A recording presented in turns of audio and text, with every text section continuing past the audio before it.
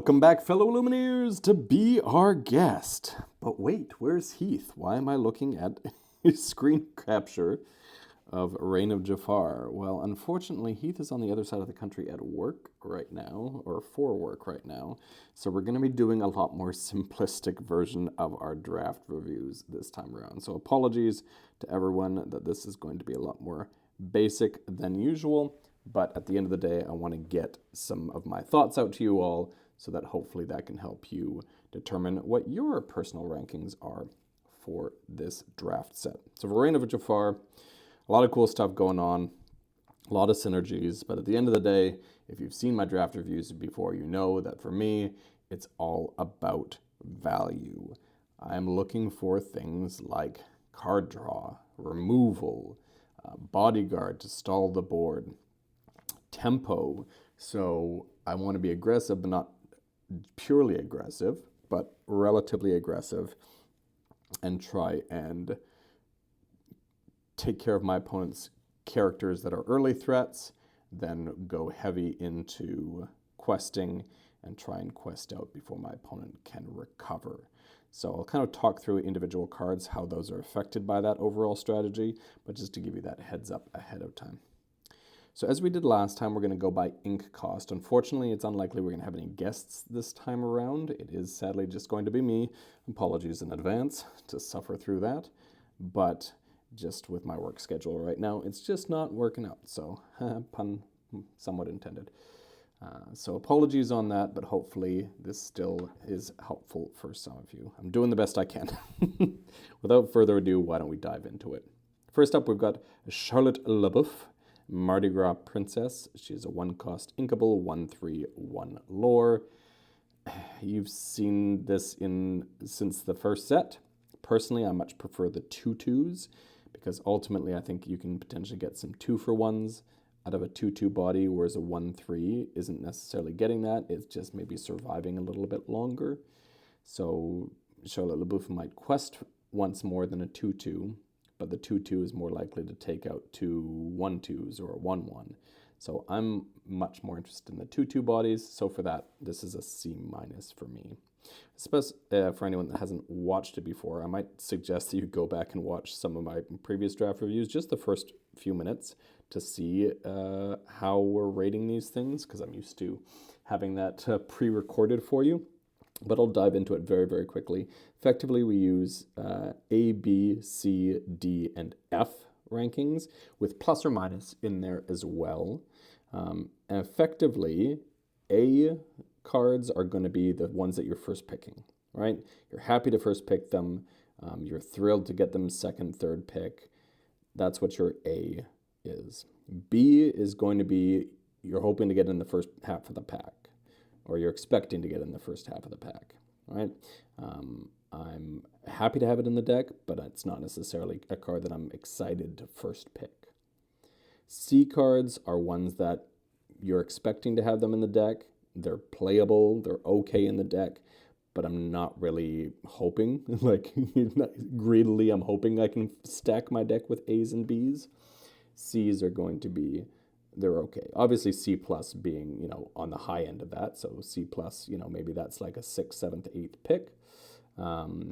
C minus, you're okay to put it in the deck at a last pick. If you get a C minus last pick, like Charlotte LaBeouf there, I can manage that because at least it's inkable. D's for me are inkable cards that I'll usually not do plus or minus for D's or F's, but sometimes I will. But D's are going to be inkable cards that you don't want in your deck, or that you don't want consistently in your deck, which is to say, D cards are going to be cards that 90% of the time you're going to ink them, but maybe 10% of the time they're usable. Either some niche scenario, or it's a character that's poorly statted, but at least it's a character that quests, right? And your Fs are just cards that you don't want in the deck whatsoever, so usually those will be uninkable for me. If it would be a D, but it's uninkable, it's an F. But I will occasionally put inkable Fs in there when I'm just trying to convey to you, please, please, please do not play this card. All right, with that out of the way, let's get back into it. So we've got Mirabel Madrigal, 1-cost inkable 0/1 lore. Mirabel Madrigal, Curious Child. And she has the ability, when you play this character, you may reveal a song card in your hand to gain 1 lore.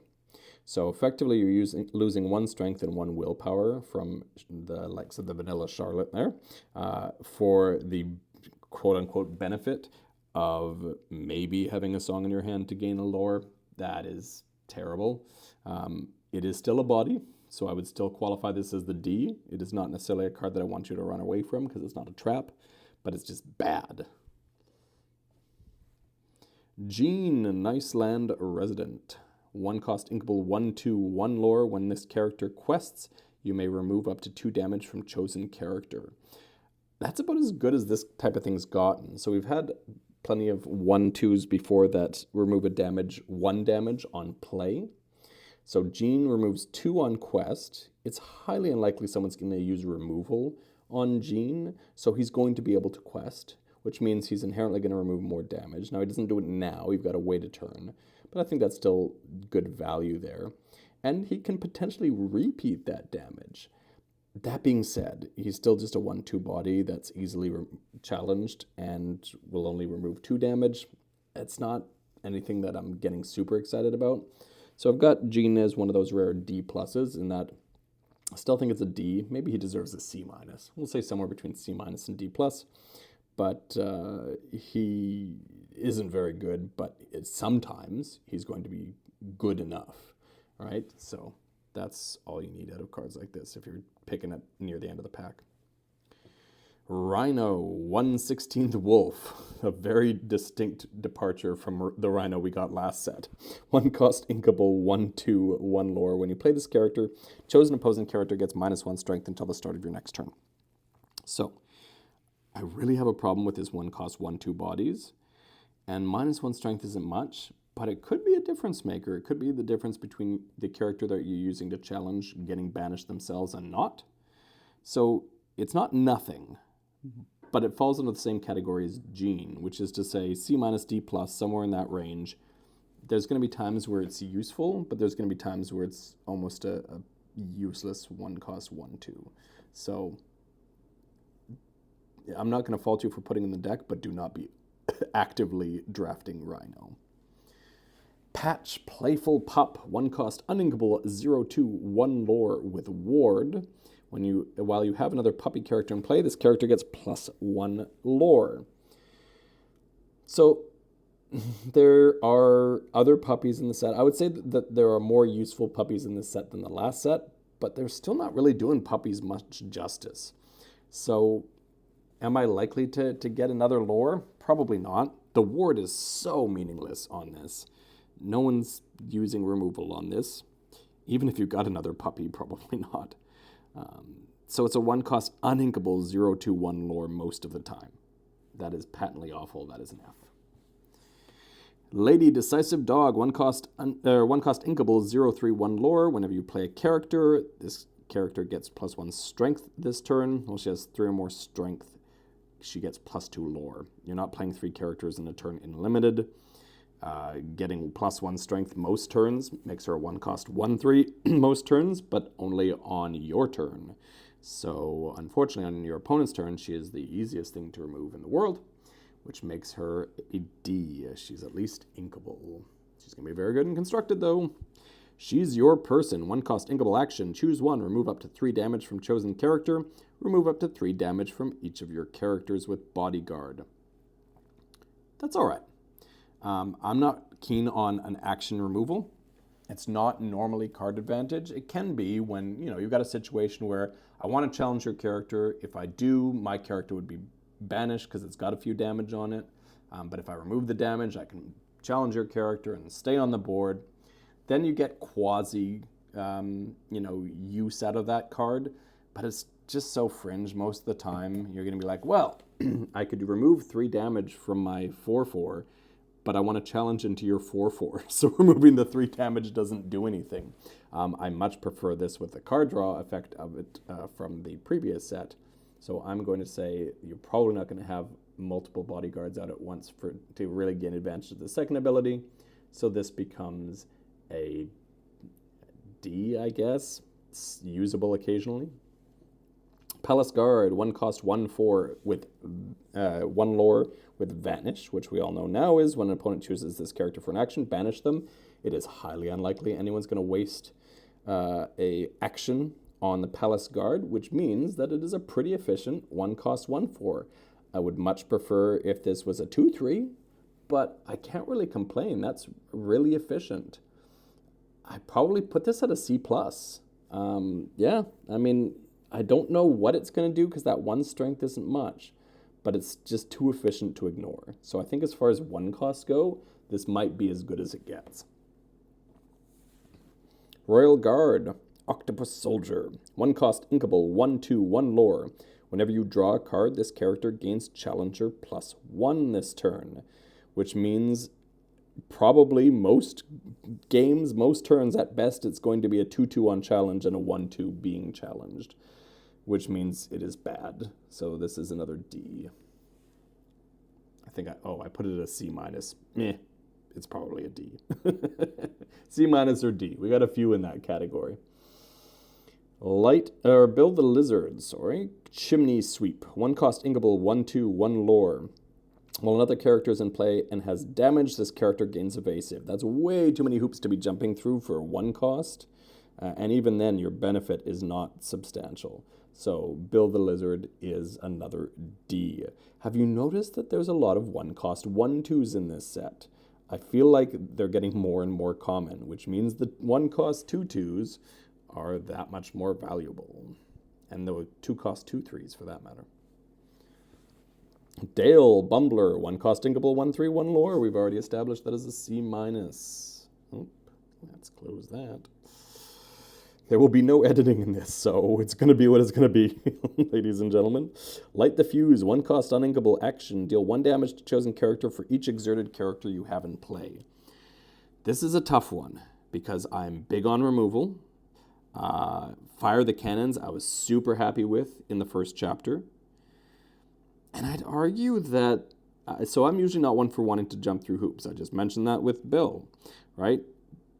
But there's a difference between a hoop, I got to have specifically a damaged character on board, and my reward is evasive on a 1/2, versus a hoop where it's like, I've got to have a couple of exerted characters, which is going to be pretty common to get a Fire the Cannons. The hoops I got to jump through relative to the reward for that is really good. And the crazy thing is there's not going to be, it's not going to be too hard to get a situation where you might be able to do 3 or even 4 damage with this action. It is uninkable, so there's going to be times when it's stuck in your hand where you're like, I got 0 or 1 exerted characters, and you're going to feel real bad about it. But sometimes 1 damage is enough too. So I think that the cost here, in terms of the exerted characters, is low enough, and the potential reward is high enough that I think that this is valuable.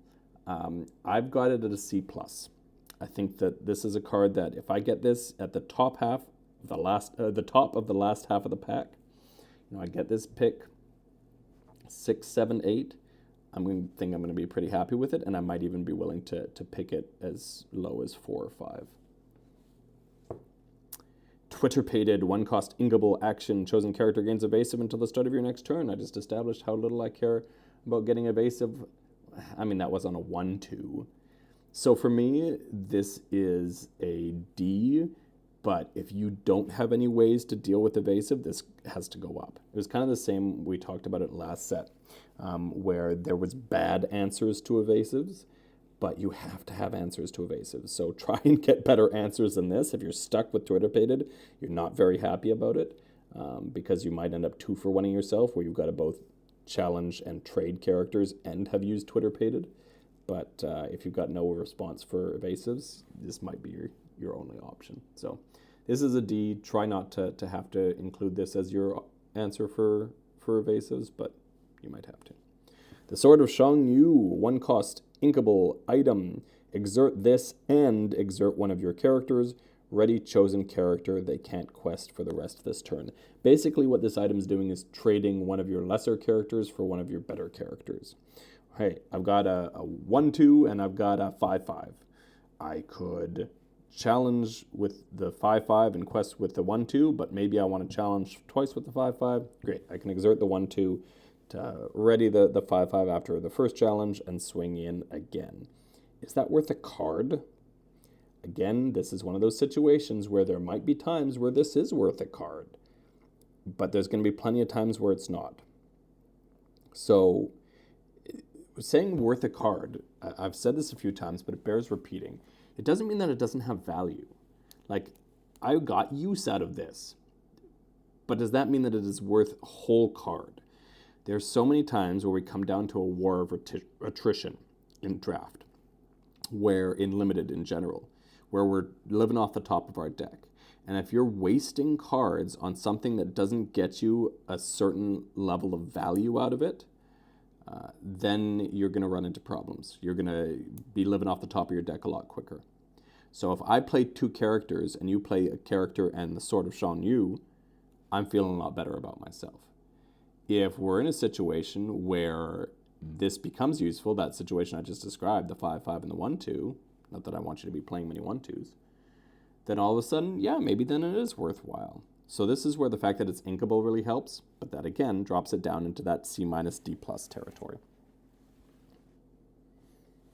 Be very cautious with items in draft. 1 cost inkable, 2/1, 1 lore, Olaf recapping the story. If any of you haven't seen the shorts of Olaf recapping the story on Disney+, it's really funny. When you play this character, chosen opposing character gets -1 strength this turn. Let's compare this to the Rhino. He was a 1/2/1 lore with this ability. I would much rather a 2/1 than a 1/2. A 1/2 might get taken out pretty easily, and you maybe got 1 lore out of it, but your opponent's character stays on the board. Olaf is much more likely to trade, which means I got my lore out of it, I got my ability out of it, and I got to trade with one of your smaller characters. That, all of a sudden, I'm getting good value for my 1 drop. Does it bump it up a lot? I don't think so, but I think this bumps it up probably up to like a C+, C or C+, somewhere around that range. Jasmine, resourceful infiltrator, 1 cost 1/2. There's so many 1/2s. With 1 lore, when you play this character, you may give another chosen character resist +1 until the start of your next turn. If she was a 2/1, if she had the Olaf stats instead of the 1/2, I would probably like this a lot more. But resist +1 can be useful, but so can the -1 strength be useful. We're in the same situation as Rhino here, which is to say she's another C-. I probably wouldn't go as low as D+ with her. I think she's a little bit better than Rhino because it's until the start of your next turn. But still, she's not useful enough that the 1/2 body makes me very excited. Little Sister, Responsible Rabbit, 1 cost inkable, 1/2, 1 lore. When you play this character, you may remove up to 1 damage from chosen character. This is Timon from the first set, and the argument that I had here is there is never a good time to play him. There's never a good time to play Little Sister. Play it on turn 1, and as a useless 1/2, 1 lore. Play it later in the game, and all you're doing is removing 1 damage for the cost of a card, and then you're left with a 1/2, 1 lore. I just don't think it's impactful enough at any point in time to be worthwhile. So for me, this is a D, a hard D. Dumptruck, Carnage's second mate. 1 cost, uninkable, 0/1, 1 lore. With the ability, when you play this character, you may deal 1 damage to chosen character. I know 1 damage doesn't seem like a lot, but sometimes that could remove an entire character. There's a decent amount of times. And maybe not even a damaged character. I'm going to be aggressively drafting the 2 cost 3/1 evasives. This removes that. Your opponent gets a favorable challenge on you. They're 4/4 against your 3/4, and they are left with 1 willpower left. This removes that. I've said it before, I don't want you to just think of the optimum times. You can't be like, ooh, sometimes this is amazing, and think this card is amazing. No. But there's often enough times where 1 damage is sufficient. And on a 1 cost, with leaving a body behind, basically it's half a fire the cannons, but you get a 0/1 body. You get to basically quest for lore once, unless you've got bodyguards after that. That's not bad, and it contributes to things like your light the fuse, right? Later on. It can be an exerted body for one turn before it's banished by a challenge. So I like it. Where do I've got it? The fact that it's uninkable is what kills me, as always. If this was inkable, I wouldn't feel so bad about it. But it's not hard to get an uninkable 1 cost out of your hand, but can you get enough value to make it worthwhile? I'm fighting between C and C+. I think it's somewhere between C and C+. I think I'm probably going to draft it more aggressively than others might, but do not discount the value of Dumptruck. And lastly, we've got Captain Hook, Forceful Duelist, 1 cost, inkable, 1/2, 1 lore, Challenger +2. We've had this since the first chapter. It was awesome then, it's awesome now, especially in a world of a bunch of 1/2s. So, yeah, Captain Hook, just don't quest with him outright. Don't quest with him into a 2/2 or a 2/3, please. Hold him back for the value you're going to get out of that 3 challenge on a 1 cost body, right? Yeah. I think I like Toby better from the last set, the 1 cost uninkable 3/1, because he was always 3 willpower, but he couldn't take care of a 1/2 and live to tell the tale, whereas Captain Hook can, so who knows. But yeah, I like Captain Hook. I think I've got him at a C+. So as you can tell, the best you're looking at in 1 cost is C+. We've got the Palace Guard, Spectral Sentry, the Vanish character. We've got Light the Fuse. We've got Captain Hook, Forceful Duelist, and we may have Dumptruck as a C+. He's kind of on the fringe there. Oh, and then Olaf recapping the story. So we've got a decent amount of C+. You can't really expect better than that in the 1-drops. So I would say overall this set seems pretty solid for the 1-drops, which means that you probably can't sit back and be waiting till turn 3 to play your first character. We'll see how the 2-drops place, but I am encouraged by the quality of the 1-drops here. Thanks everyone for checking it out. If you've gotten this far and been patient with the fact that you've just been looking at a screen capture and listening to me, props to you. I hope this helps. Let me know in the comments if this helps, what you think about it, your thoughts on the reviews, where you would rate characters, or cards rather, and we'll see you next time.